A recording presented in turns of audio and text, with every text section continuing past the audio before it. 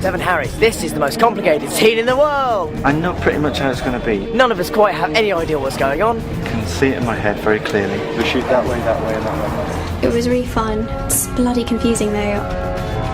Even a bit unnerving, to be honest. It's really difficult to shoot, but it was really rewarding. It's really fun.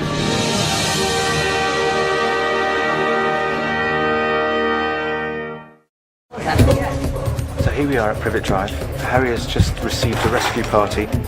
The audacious plan that they've hatched is to transform a number of them into another Harry. Ow! Right, mate, Hermione! You got one? Yeah. When I read that, I really looked forward to it because I knew that the potential for wonder and comedy was just great. It's just one of those sequences, though, that requires a lot of careful preparation. Basically, you have the motion control camera, and it's programmed by computer so that it does exactly the same moves each time. We'd shoot one version with me as one of the characters, and we'd shoot another version with me as another character. And it was very specific stuff, so like, if you moved too far an inch to your left, it was unusable, because then you would, in theory, be standing on a version of me that we then filmed next, which is going to be put in later, if you sort of follow me. If you do follow that, then well done, you should join the visual effects department. And so you have these 7 people who look exactly the same, but David Yates had Daniel Radcliffe actually show a little bit of each person's character as they were dressing and looking like Harry himself. I watched him do me, and that's quite close, really, uncannily close, a bit frightening, really. It was almost mirrored. You start to look at people in a very analytical way when you're kind of studying them. Like Rupert walks with a real wiggle in his hips.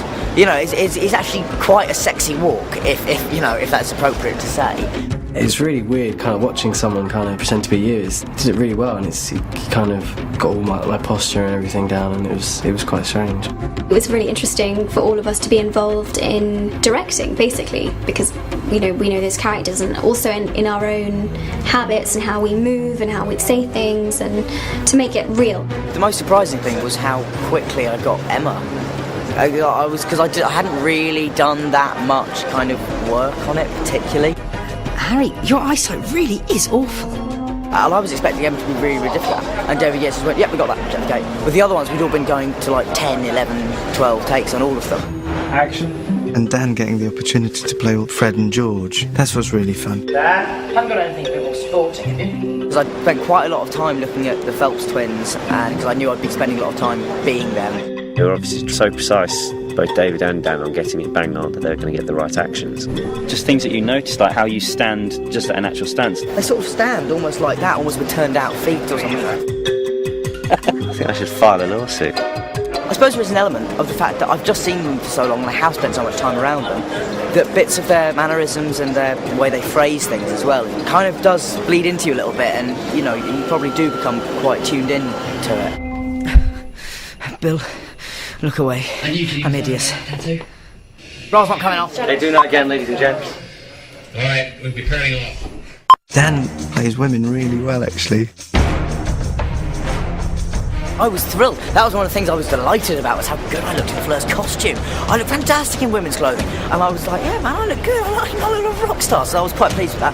With Dan in those 3 days, always saying, work it, just work it. Bill, look away. I'm hideous. Oh, smashing, mate. It was excellent. And we did also, I have to say, break the record for the most number of takes ever done. Take 73. Because it all counts as the same shot for each pass at when I do Fleur and Manungus and all those characters, it all counts as one shot, and we did get up to, I think, 95 takes on that one. It was a long day. The actual sort of putting it together was reasonably simple until you get to the point where we had to do the facial changes. So we used a system called MOVA, which is a facial capture system. This is ultraviolet makeup that only shows up under these lights. So we've decided to use this very exciting new technology where I'll be filmed from kind of all angles by about 26 or 27 cameras at once. The actors gave us these fantastic kind of performances as they transformed, and we blended from one to the other, and it was very successful, actually. It's probably a scene that we could not have done 5 years ago, and took great discipline on everybody's part, but particularly Dan. We've basically translated it fairly faithfully because it's such fun in the book, and we wanted to bring that spirit to it. It is the film equivalent of actually doing a magic trick, And I think people will have the same kind of wide-eyed, childlike response to that scene. And of course, I'm delighted with it because 7 of me are once on screen, so it's any actor's dream. Wow, we're identical.